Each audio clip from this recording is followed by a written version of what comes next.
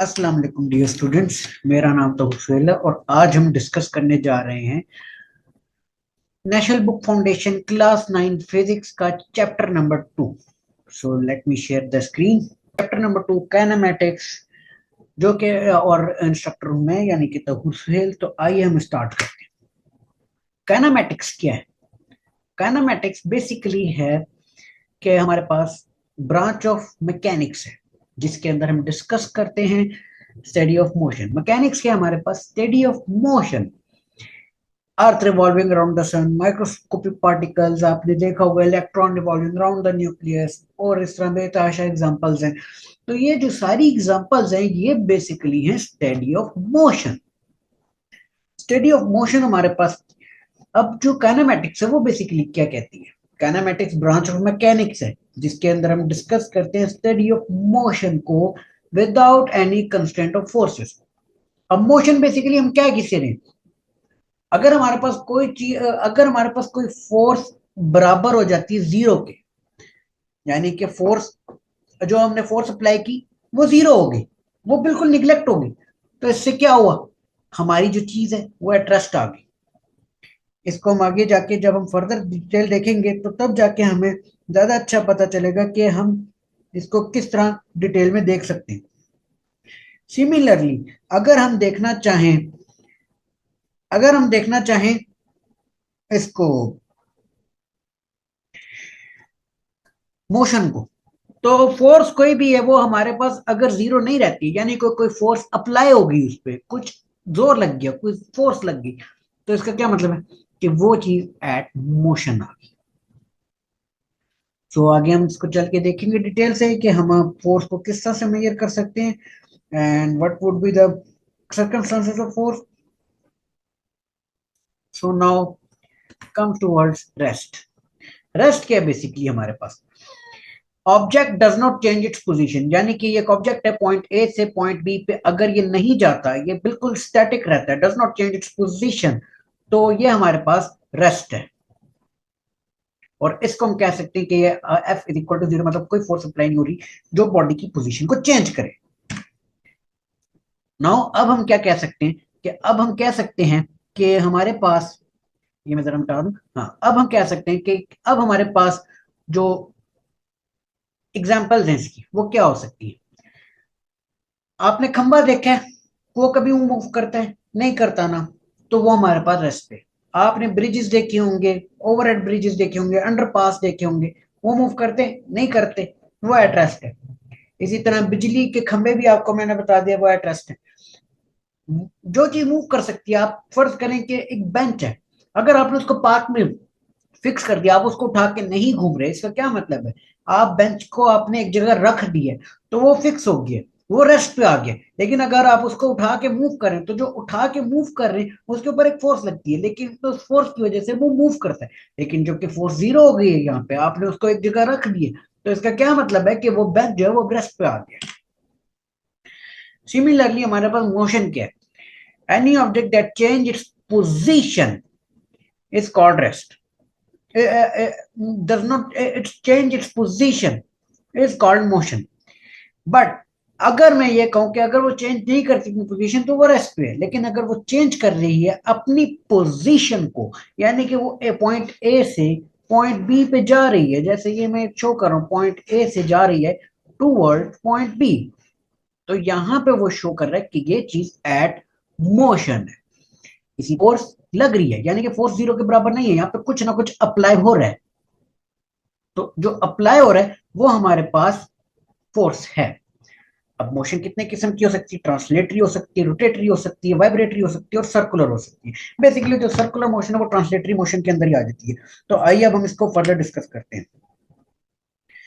अब हम इसको फर्दर डिस्कस किस तरह कर सकते हैं? अब हम इसको फर्दर डिस्कस किस तरह कर सकते हैं? Translatory motion. अब वो मोशन या बॉडी अगर चेंज करती है its position with respect to time, उस पाथ में, जो कि हमारे पास स्ट्रेट लाइन भी हो सकता है, जैसे मैं ये स्ट्रेट लाइन ड्रॉ करता हूँ, सॉरी ये स्ट्रेट लाइन ड्रॉ की, फिर वो पाथ सर्कुलर भी हो सकता है, फिर वो पाथ रैंडम मोशन भी हो सकता है, जैसे कि मैंने ये वाली मोशन शो की हुई है। इसको मैंने किस तरह शो किया, वो मोशन इस तरह भी हो सकती है, इस तरह, फिर इस तरह चलेगी, फिर इस तरह चलेगी, फिर इस तरह चलेगी, फिर इस तरह चलेगी। रैंडम मोशन है कि वो मतलब उसकी कोई भी डायरेक्शन है, खुद अपनी मर्जी से चल रही है। तो अब ट्रांसलेटरी मोशन में हमारे पास फर्दर 3 टाइप्स आती है। सबसे पहले आती है रेक्टिलिनियर मोशन। अब रेक्टिलिनियर मोशन जो है वो हमारे पास 3 टाइप्स आ जाती है। रेक्टिलिनियर मोशन है motion in a straight line. Straight line कौन सी लाइन होती है, ये। फिर कर्वीलिनियर विद कर्व, नाम से जाहिर हो रहा है कर्व। तो कर्व मीन सर्कुलर पाथ भी हो सकता है, तो ये सर्कुलर मोशन आ जाती है। इरेगुलर मोशन अभी मैंने आपको बताया कि ये वाली आ जाती है, ये वाली आ जाती है, ये वाली आ जाती है। इरेगुलर मोशन जो आती है जिसको हम रैंडम मोशन कहते हैं या रैंडम वॉक प्रॉब्लम भी कहते हैं। देन आ जाती है रोटेटरी मोशन। अब आ जाते हैं टाइप्स ऑफ मोशन में, सेकंड मोशन की सेकंड टाइप। पहले ट्रांसलेटरी मोशन की टाइप मैंने डिस्कस की, अब आ जाते हैं मोशन की सेकंड टाइप पे, जो कि हमारे पास रोटेटरी मोशन। रोटेटरी मोशन कौन सी होती है, spin about its own axis. Spin, actual word क्या है, spin about its own axis. It's not rotate about its own axis, it's spin about its own axis. तो ये जो spin about its own axis है, इसको हम क्या कह सकते हैं कि ये हमारे पास क्या है, ये हमारे पास है रोटेटरी मोशन। अब जैसे रोटेटरी मोशन में क्या, earth spin about its own axis, इसी तरह बहुत सारी एग्जांपल्स हैं। फिर आ जाते हैं vibratory motion, to and fro motion of a body. To and fro pendulum की जैसे मोशन हो जाती है, ये इसकी क्या, ये इसकी to and fro motion of a body है। ओके, नाउ नेक्स्ट पे आ जाते हैं डिस्टेंस। डिस्टेंस क्या है, लेंथ ट्रेवल बिटवीन 2 पॉइंट्स, यानी कि पॉइंट ए से पॉइंट बी के बीच कितनी लेंथ ट्रेवल हुई है उसको हम कहते हैं डिस्टेंस। डिस्टेंस को हम डिनोट करते हैं डेल्टा आर से, डेल्टा एस से, डेल्टा डी से, डेल्टा एल से। और ये एक स्केलर क्वांटिटी है और इसका जो हम एसआई यूनिट है वो मीटर है। डिस्प्लेसमेंट, अब डिस्टेंस है, डिस्टेंस मैंने आपको बताया कि कोई, ये मेरे पास डिस्टेंस आ गया फ्रॉम ए टू बी। अब अगर मैं डिस्प्लेसमेंट लेना चाहूं, डिस्प्लेसमेंट को मैं लूंगा, ब्लू से ले लेता हूं। अब पॉइंट ए से पॉइंट बी में जो ये मैं straight line, shortest line draw कर रहा हूं, ये मेरे पास ब्लू लाइन जो है, ये मेरे पास डिस्प्लेसमेंट है।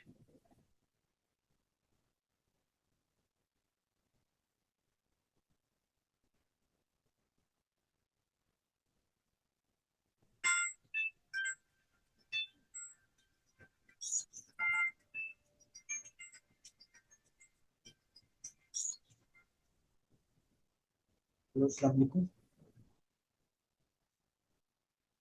अच्छा, तो ये हमारे पास, सॉरी जरा कॉल आ गई थी बीच में। नाउ अब ये आ जाता है हमारे पास कि हम इसको और क्या ले सकते हैं। अब ये जैसे मैंने आपको अभी बताया कि हम, अच्छा डिस्प्लेसमेंट मैं आपको बाकी बता दूं, डिस्प्लेसमेंट एक वेक्टर क्वांटिटी है, इसको भी मीटर में मेजर करते हो, ये इसका मैथमेटिकल रिलेशन है। नाउ अब हम आ जाते हैं डिस्प्लेसमेंट एंड डिस्टेंस की, डिस्टेंस के ऊपर। डिस्प्लेसमेंट क्या है हमारे पास, अभी मैंने जो आपको बताया था, मैं रेड से डिस्टेंस शो कर दूं। ये जो मेरे पास कर्व आ रहा है, एक मिनट, ये किधर गया पॉइंटर पेन, ये जो मेरे पास मैं ये रेड वाला शो कर रहा हूँ, ये रेड वाला जो आ रहा है, ओ सॉरी, इंक कलर, मैं जरा इसका, ये मैं रेड वाला शो कर दूं। ये रेड वाला क्या आ रहा है मेरे पास, ये रेड वाला जो आ रहा है, ये मेरे पास डिस्टेंस आ रहा है। डिस्टेंस को हम डिनोट करते हैं डेल्टा एस से, अभी मैंने बताया। ये मेरे पास क्या आ रहा है, डिस्टेंस आ रहा है। और जो ब्लू वाला मैं शो करूंगा, ब्लू वाला मेरे पास आ रहा है डिस्प्लेसमेंट। ये मेरे पास क्या आ रहा है, डिस्प्लेसमेंट। क्यों, क्योंकि ये शॉर्टेस्ट डिस्टेंस है, जैसे मैंने पीछे शो किया था। ठीक हो गया। नाउ नेक्स्ट आ जाता है स्पीड। स्पीड क्या है, distance covered by the object in unit time is called speed. Distance divided by time, ये बेसिकली इसका फॉर्मूला होता है स्पीड का, distance covered in unit time. और यूनिट ऑफ स्पीड जो होता है वो मीटर पर सेकंड होता है। स्पीड जो है वो हमारे पास स्केलर क्वांटिटी है। वेलोसिटी, वेलोसिटी हमारे पास है, displacement covered in unit time is called velocity. ये वेलोसिटी इसका फॉर्मूला आ गया, और इसका जो यूनिट है वो मीटर पर सेकंड होता है, और वेलोसिटी जो है वो एक वेक्टर क्वांटिटी है। वेक्टर क्वांटिटी कौन सी होती है? जिनकी कोई डायरेक्शन होती है। नाउ अब हमारे पास आ जाता है कि हमारे पास एवरेज स्पीड क्या है। एवरेज स्पीड क्या है? हमारे पास total distance divided by total time, यानी कि हमारे पास टोटल डिस्टेंस क्या आ जाएगा? s1 plus s2 up to so on plus sn, यानी कि n number of times divided by t1 plus t2 plus up to so on plus tn, n number of times. तो ये मेरे पास आ गया total distance, और ये मेरे पास आ गया टोटल टाइम। सो अब इंस्टेंटेनियस डिस्टेंस क्या है हमारे पास? इंस्टेंटेनियस स्पीड क्या है हमारे पास? इंस्टेंटेनियस स्पीड हमारे पास क्या है कि जिसका magnitude of velocity with the specific time instant हमारे पास चेंज होता है। अब वो चेंज किस तरह होता है कि हमारे पास, जैसे ये आपके पास भी इंस्टेंटेनियस है, इसकी अगर ये अप्रोचेस टू जीरो हो जाए, approach to zero, not become zero, approaches to zero, then then we have instantaneous speed. इसी तरह अगर आप इंस्टेंटेनियस वेलोसिटी को लेंगे तो आप instantaneous velocity and instantaneous velocity को भी आप इसी तरह ले सकते हैं, और ये हमारे पास एक एब्सोल्यूट वैल्यू देती है, नॉट रिलेटिव या precise, it give absolute value.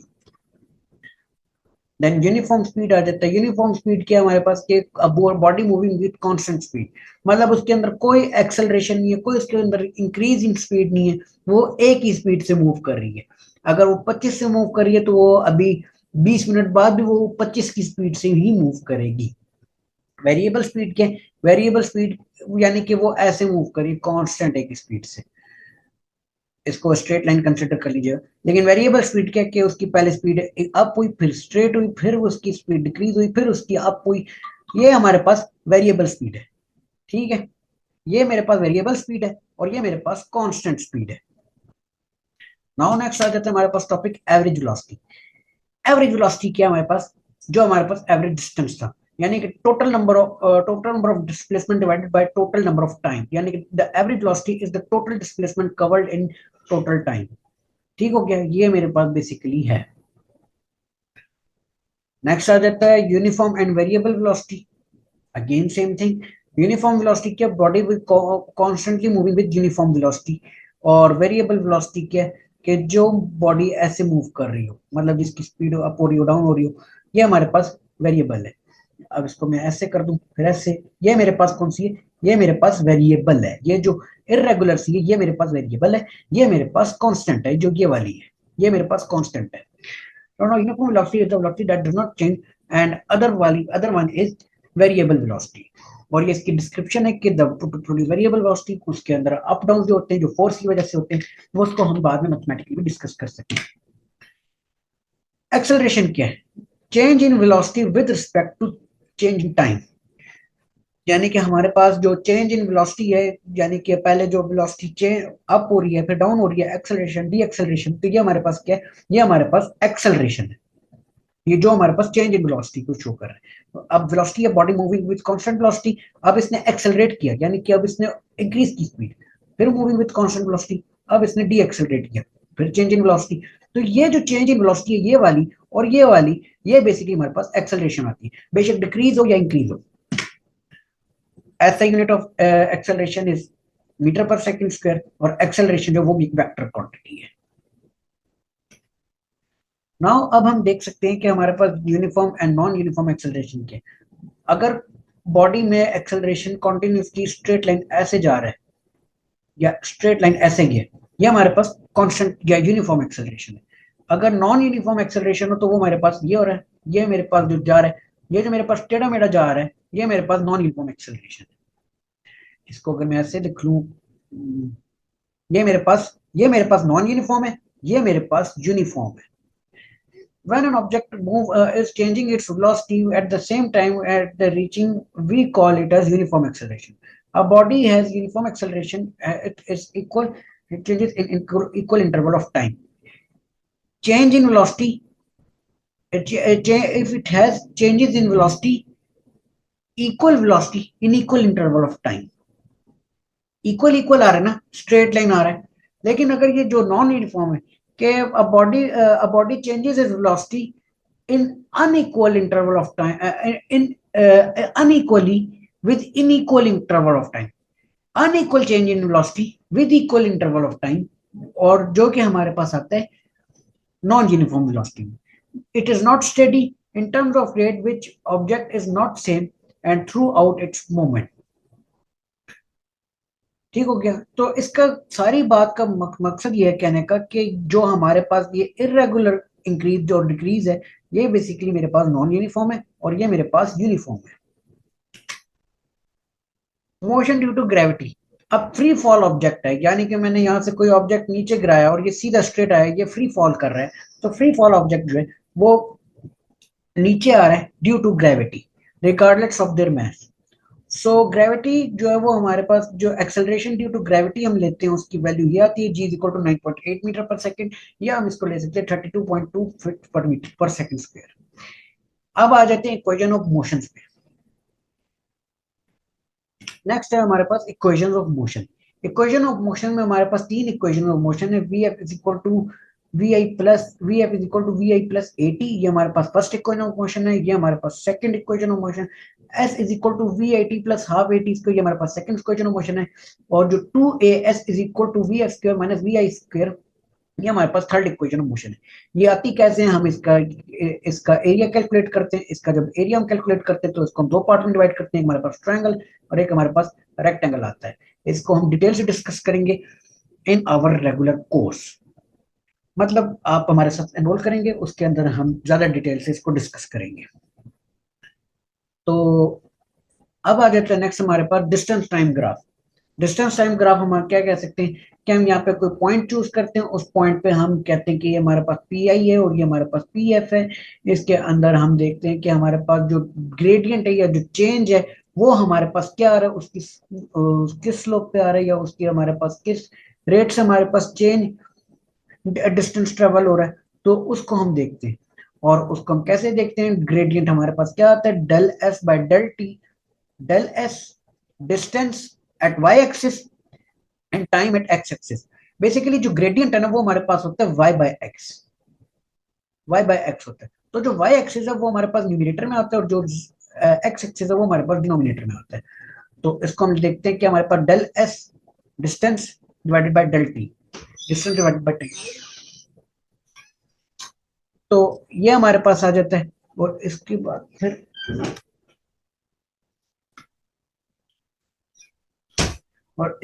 फिर हमारे पास हम इसके कोऑर्डिनेट्स डिटरमिन करते हैं. कोऑर्डिनेट्स में हमारे पास एक्स एक्सिस पे टाइम है और वाई एक्सिस पे डिस्टेंस है.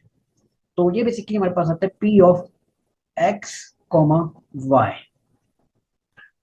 तो अब हम इसके जो परपेंडिकुलर ड्रॉ करते हैं फ्रॉम ईच एक्सिस, फिर हम इसका डिफरेंस फाइंड करते हैं. और जो डिफरेंस हमारे पास आता है delta T is equal to T F minus T I and delta S is equal to S F minus S I. Similarly हम स्पीड टाइम ग्राफ के लिए भी करेंगे. इसका भी हम यही ग्रेडियंट निकालेंगे. स्पीड हमारे पास क्या, इसका ग्रेडियंट हम किस तरह निकालेंगे,